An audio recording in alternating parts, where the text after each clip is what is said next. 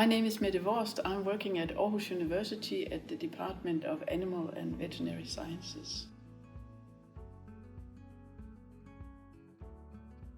In Roadmap project, I have been working with work package 3, which is about establishing living labs in 12 different settings in poultry or pig or cattle sectors throughout Europe.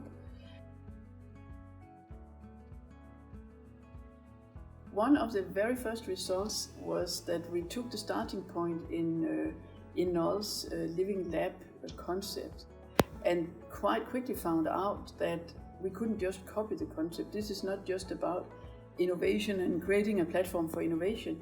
We are working with something that animal agriculture has been using for a long time and also built their production around.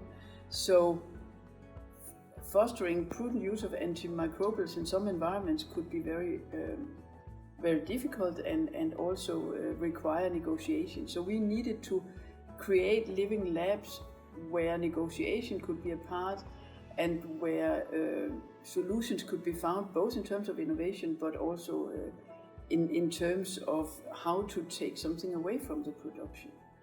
And we worked with the whole concept of participation, how to involve and actually take it serious that stakeholders needed to work together. And that was a new concept in very many settings because we have had a lot of farmer groups and we have had vet groups and so on, but actually bringing different stakeholders from the sectors together was new in some of the settings.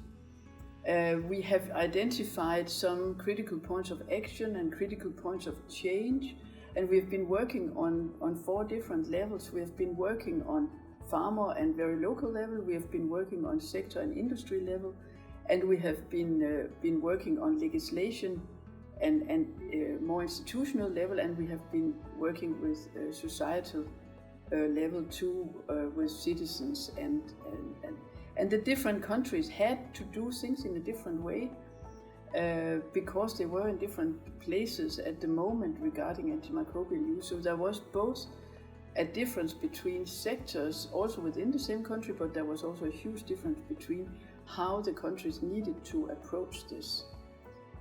And that was one of the things that we have been working a lot with when we were establishing all these living labs.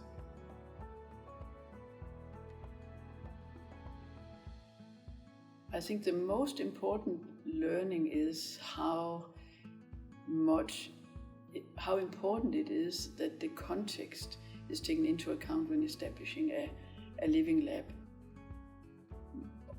Basically, all the living labs were established based on mapping of the sector, mapping of the environment. And already at this stage, we learned how different the sectors work. It matters a lot whether we work with independent farmers in a diverse environment or whether we work, for instance, with an integrated industry. The actors that will be chosen also for the living lab and the way that it goes, it's just very different from environments where we work with independent farmers. So I think that is one of the absolutely main learnings in this project. We have been working in different sectors. We've been working with poultry and pigs and cattle, and we have been working with also different focus areas like technical innovations or social innovations, also working with, for instance, how actors in the environment could take responsibility and also being empowered to take action. I think another main learning is that although it is often the farmers and the veterinarians that take decisions at the end point in the value chain, you could say, there are so many actors that are influential in how the antimicrobial usage is actually taking place in a sector and in a country.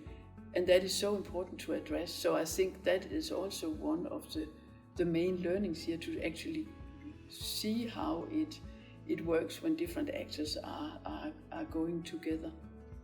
And then also that reducing antimicrobial usage or making it more prudent also requires a negotiation, and that goes also with the multi-actor approach, which is very useful in this sense.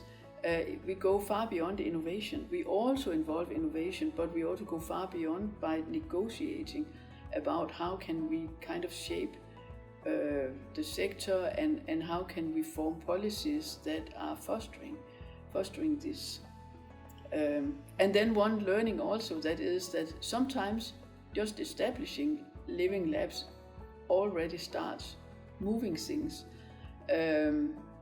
We can see that it takes a lot of time. It takes a lot of time to just find out what are the common visions, what are the goals we are working towards, what are the problems that we could be working with, what could the potential solutions be. That takes a lot of time, but just starting the dialogue in itself and starting articulating the issues, that already starts the process and starts change.